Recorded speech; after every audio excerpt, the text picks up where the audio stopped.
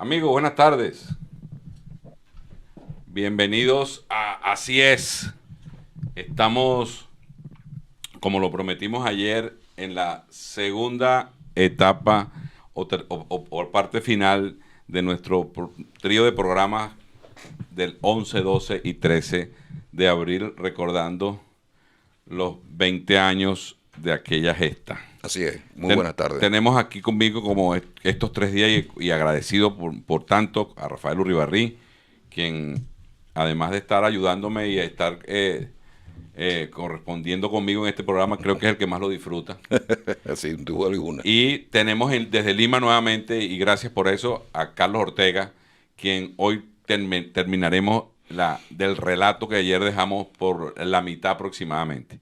Bienvenido Rafael, bienvenido Carlos Gracias. Ortega de nuevo, y aquí estamos para seguir escuchando este documento histórico para que las juventudes y la gente que no lo vivió sepa qué fue lo que pasó. Y porque siempre digo, ayer se lo decía a un grupo de amigos que me decían que hace 20 años de eso, y le decía, mira, para saber hacia dónde vamos tenemos que saber de dónde venimos. Así es, sin duda alguna. Y esto es un documento que quedará para la historia y la memoria de Carlos, que sigue tan buena, gracias a Dios la estamos aprovechando. Carlos, bienvenido nuevamente.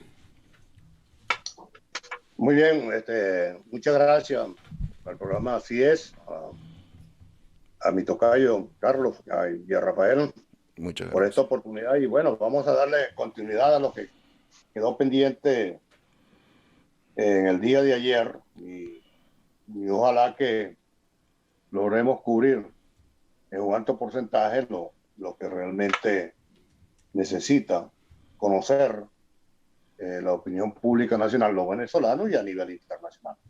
Así que bueno, aquí estamos a la orden. Claro que sí.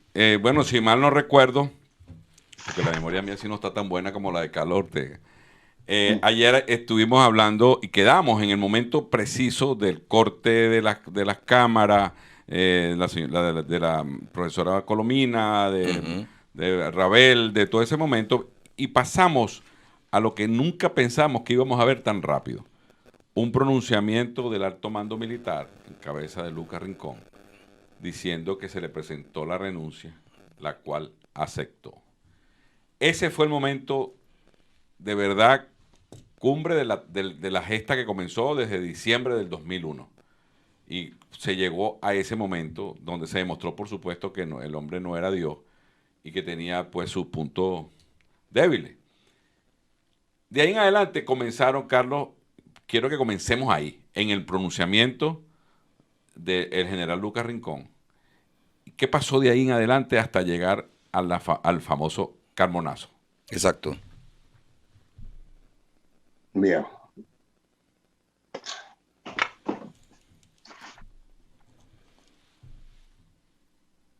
Con el pronunciamiento de Lucas Rincón, en ese momento se consideró que el éxito de la jornada que libró el pueblo de Caracas y el pueblo venezolano para echar del poder al señor Chávez ya estaba logrado. Y que ese pronunciamiento del alto mando militar y posteriormente poner sus cargos a disposición era el mejor ejemplo que se podía tener en ese momento de que las cosas de allí en adelante iban a fluir como se esperaba. Pero lamentablemente no fue así. Lo que debemos preguntarnos todos, y hay una tremenda interrogante. Y seguramente los militares que participaron en esa jornada conjuntamente con la sociedad civil se formularán la siguiente pregunta: ¿qué buscaba Lucas Rincón? ¿Qué quería Lucas Rincón con eso? Y sobre todo, cuando en reiteradas oportunidades me invitó a una reunión con él, bien en el Fuerte Tiuna, bien en el Círculo Militar, y creo que ayer hice el comentario al respecto y finalmente... Sí, del hotel en la avenida Casanova. Sí. Exactamente, ok. Y yo soy de los que pienso en este momento que seguramente Lucas Rincón esperaba o esperó que esa reunión con nosotros de producirse seguramente nos iba a plantear. Y es por primera vez que lo digo, ojo, nunca lo he dicho. Seguramente Lucas Rincón la intención era plantearse o plantearnos de que se le diera la oportunidad precisamente al alto mando militar presidido por él para asumir la conducción del país. Y lo otro era, el otro elemento fue indudablemente una estrategia entre ese alto mando militar conjuntamente con el difunto. Bueno, esa es una interrogante que queda allí. O sea, tú no estás queriendo decir que tú piensas que el general Rincón quería encabezar la Junta Militar en sustitución de... Iba a sustituir, wow. Y es una pregunta que ojalá que va a quedar en el aire. Y ojalá yo tuviese la oportunidad de encontrarme con Lucas Rincón frente a frente y hacerle esta pregunta que es necesario es necesario hacérsela y es necesario que la responda. Bueno, de allí en adelante, ¿qué ocurrió con el componente militar? Lamentablemente, los militares se prestaron, no todos, indudablemente, pero sí, empezando por los altos mandos militares, a buscar la forma cómo regresar, restituir al poder al señor Chávez. ¿Eh? Y lo lograron. Y lo lograron. Y esta forma de restituir a Chávez al poder la manejó su compadre, el general Baduel. El general Baduel. Correcto. El general Baduel, que de paso, su compadre, y fíjate cómo le pagaron a Baduel. Al que peor le pagaron. Así es. 10 años de cárcel.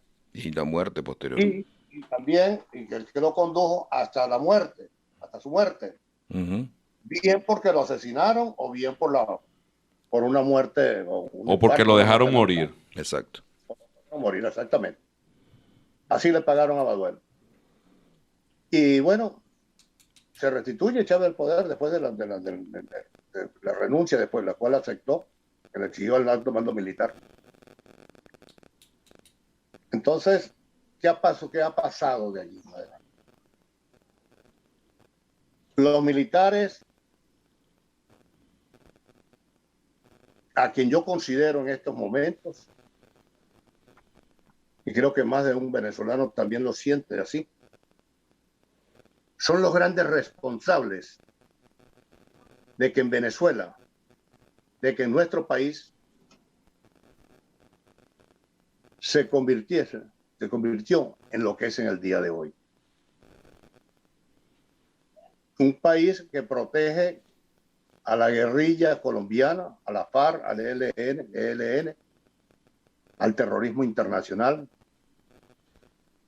a los cubanos, a los rusos, a los iraníes, a las peores escorias del mundo.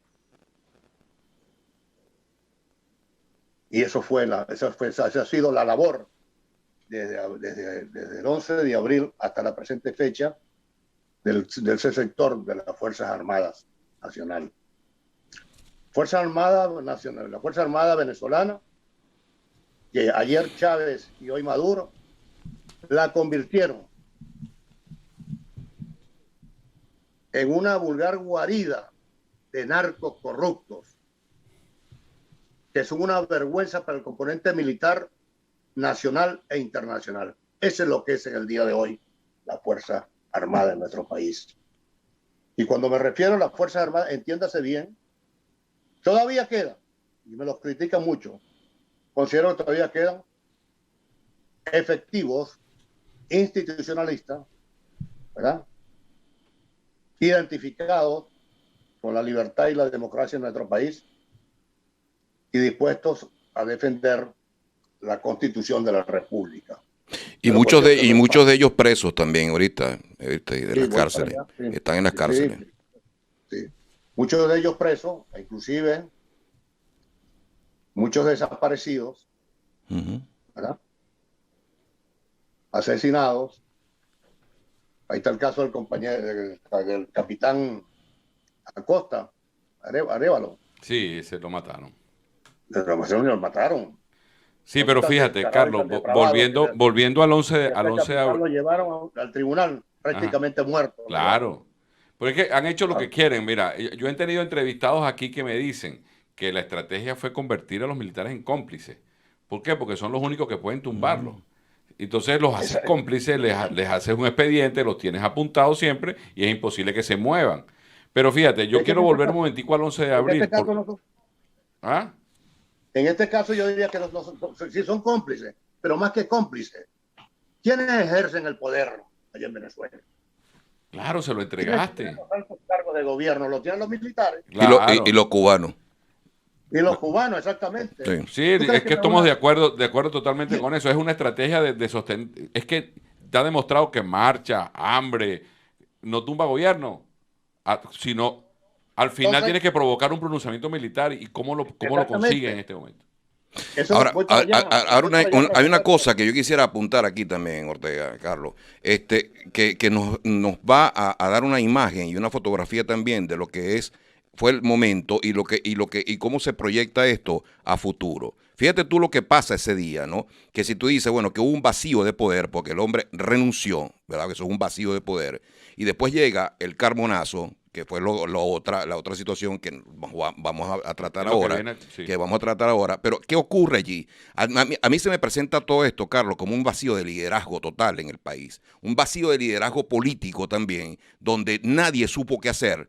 Nadie supo cómo actuar, nadie supo qué decisiones tomar, porque incluso después del Carbonazo no hubo tampoco dentro de las Fuerzas Armadas ningún componente, ningún patriota, vamos a ponerle así de esa palabra, militar, que dijera esto no se puede resolver de esta manera, sino que nosotros, ya el hombre renunció, este hombre hizo esto, nosotros tenemos que llamar a una junta militar, a una junta de gobierno y tenemos que hacer otra cosa. No, los hombres trajeron de nuevo a Chávez.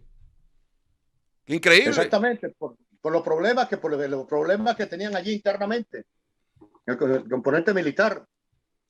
Y hay que ver, algunos con tremendas ambiciones, ¿no? Absoluta. Pero es que ahí se cometieron una serie de errores desde el punto de vista. Yo no soy militar, ni pretendo ser militar. Yo doy una opinión, lo que yo vi en ese momento, claro. Lo que se percibe en ese entonces. Esa ambición de poder. Y uno de los errores que se cometió ese día es cuando precisamente Carmona nombra, porque supone que el presidente, él lo nombra. Ahora, ¿quién se lo sugirió? ¿Quién se lo recomendó? No lo sé. A Ramírez Pérez, el almirante Ramírez Pérez como ministro de la Defensa. Exactamente. Ya ahí empieza el problema. Porque el ejército no lo iba a aceptar, ni la propia Guardia Nacional. Y ahí empezaron las diferencias. Bueno, y la diferencia eran de tal magnitud que cuando yo fui a Miraflores, que no duré ni menos de una hora, estuve en Miraflores y me retiré. Bueno, la mayoría de los generales y almirantes estaban en la antesala de la oficina de Miraflores, del presidente de Miraflores, de Carmona. Exactamente. Bueno, y Carmona no recibía a los militares. Y ellos hablaron conmigo, mira, señor Ortega, tenemos un problema. ¿Sí que les pasó? El presidente de Tesora, que todavía no nos ha recibido y no quiere recibirnos. Pero no puede ser. Y eso es así, la mayoría están vivos. No estoy aquí mintiendo. ¿Tú nunca te enteraste de ese documento que iba a leer Carmona? ¿Tú nunca te enteraste de eso? ¿Tú nunca te enteraste de ese listado de ministros? ¿Tú nunca llegó a tu poder nada de esto, Carlos? No, absoluto. Imagínate. ¿Cómo va a llegar, chico? No puede llegar, ¿sabes por qué? Porque en más de una oportunidad, en las reuniones que sostuvimos. No, previo. Con la sociedad civil y militares también,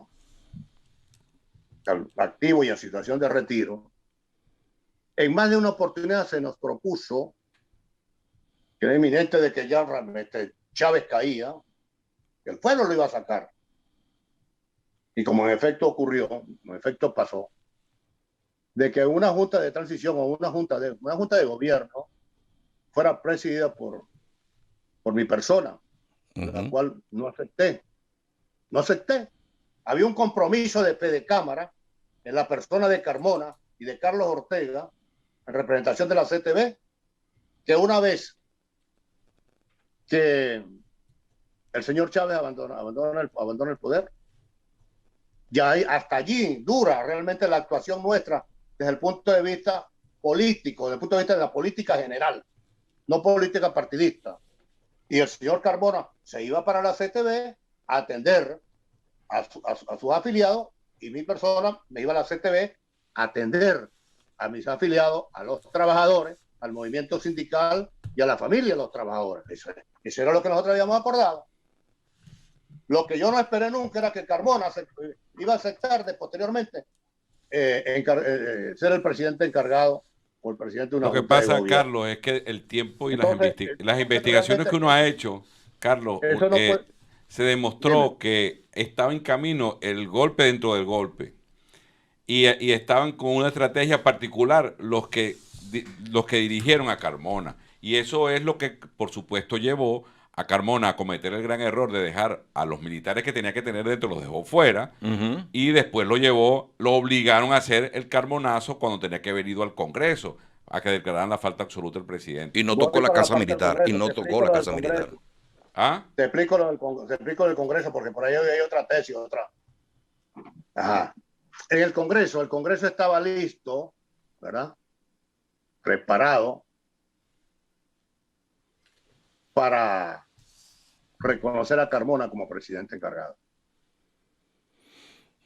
Y que iba a ser el presidente del Congreso, el desaparecido congresista Alejandro Armas. Y para ello, tenía ya comprometido, amarrado, 26 o 28 parlamentarios oficialistas que brincaban la talanquera, que iban a apoyarnos, ¿verdad?, a Carmona para ocupar la presidencia. Claro, iba a declarar la falta absoluta. Exactamente. Eso fue así.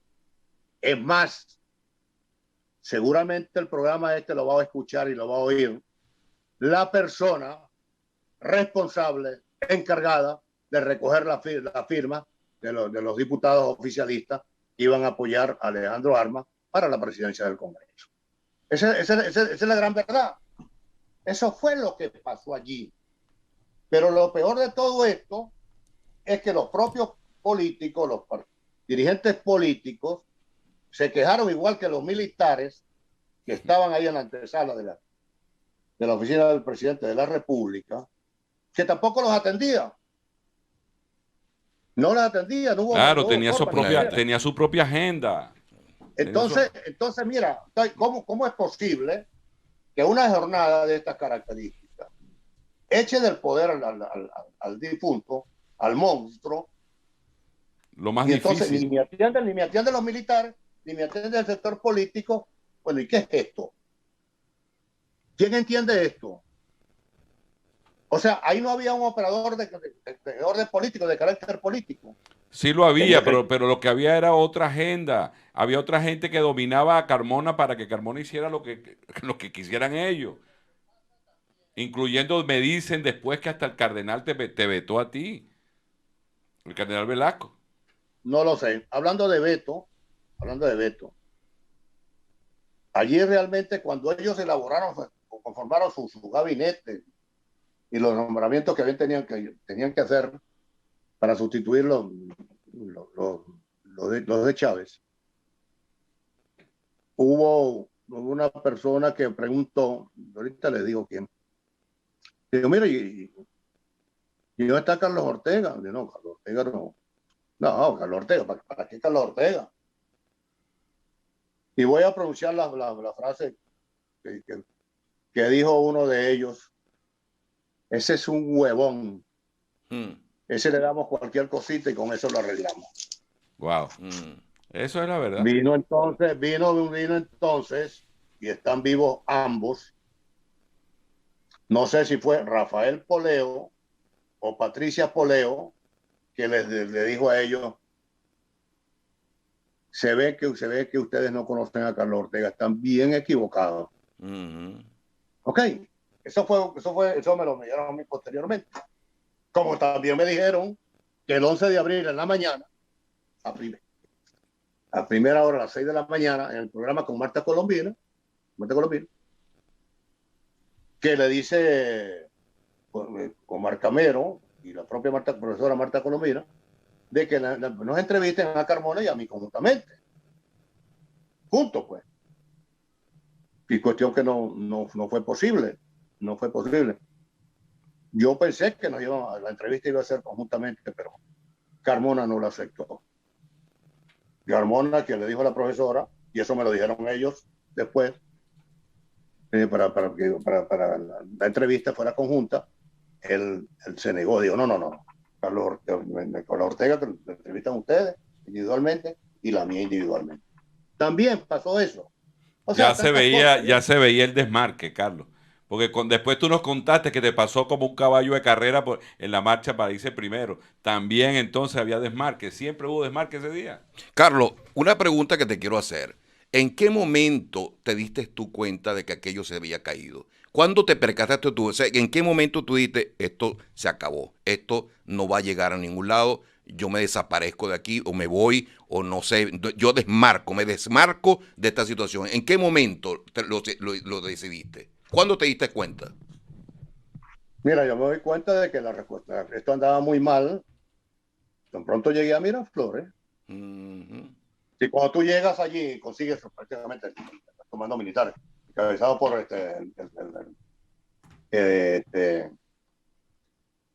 comandante del ejército, ¿cómo se llama? Vázquez Velasco. Y el resto de los generales y almirantes. Sí, González fue mayor y ese grupo, sí. El general Lugo Peña era otro. Claro, y no lo reciben. Y los políticos tampoco lo reciben. Y la posibilidad de que el Congreso aprobase a Carmona como presidente de la Junta de Gobierno. Y tampoco funcionó. Entonces, ¿qué es lo que hay allí? Ahí no hay posibilidad de nada. Ahí no había nada organizado. Y si había algo planificado o una planificación, no era precisamente en función de ordenar las cosas desde el punto de vista político en el país. No había. Era que una improvisación o una estrategia totalmente distinta a la que corresponde a una situación tan difícil y delicada como la que está viviendo el país en esos momentos. Exactamente. No, y no pensaron en patria, pensaron en prebendas personales, en poder. Yo creo que ahí pasó lo siguiente.